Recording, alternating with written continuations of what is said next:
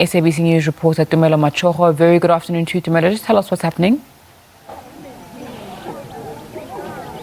Well, good afternoon to you, Nzinga. Actually, the event just ended here. You remember that the family started with a night vigil from last night at 9 o'clock up until this morning at 6 o'clock.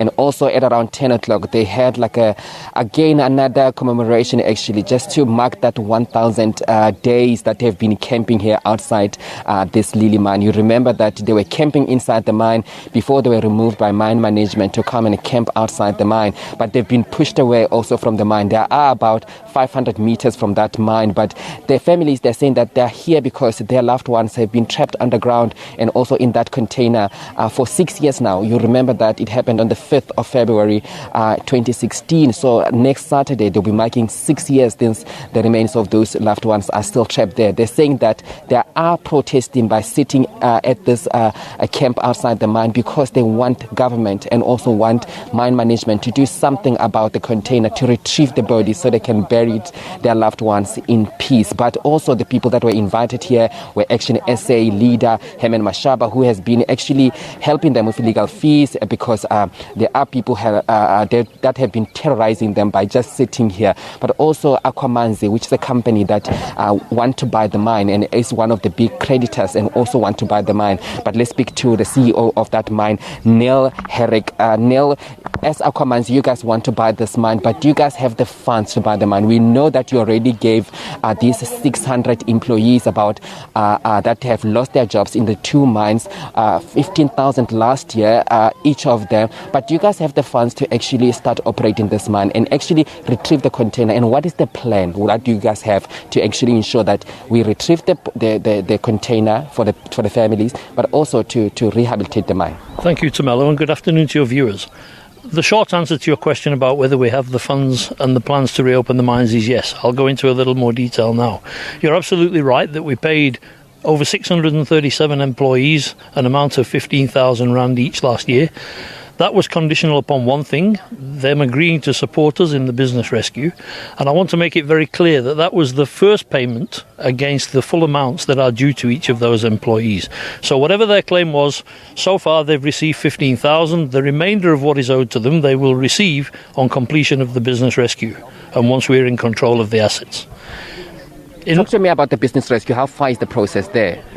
Well, the business rescue practitioners have painted their colours very clearly to the flagpole of Vantage Goldfields.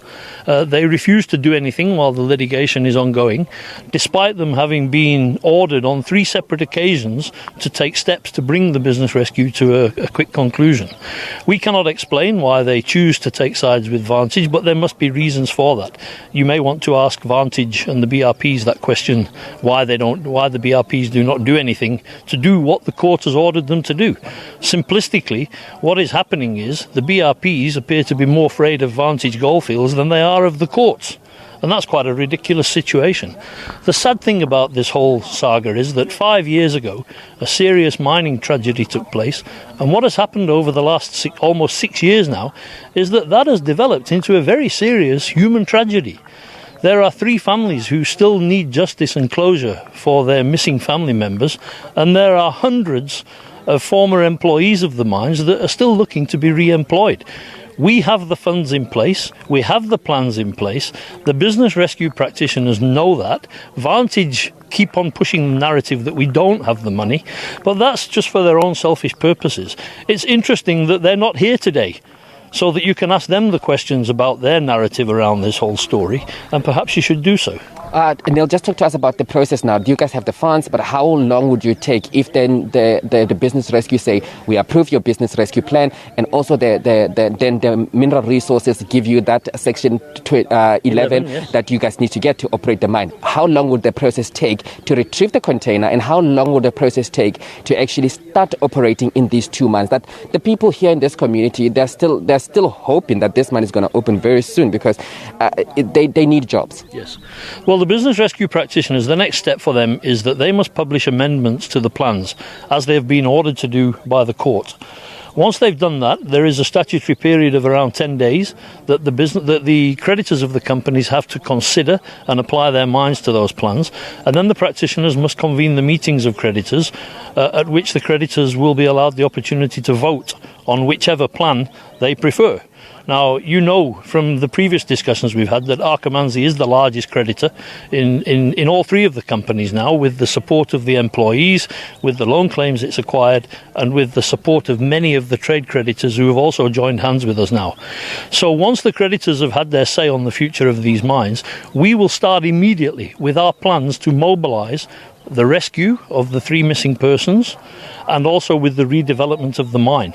The Section 11 will only be applied for once the creditors have approved the plans, because at the moment the mineral rights are incapable of being exercised as per the last court order.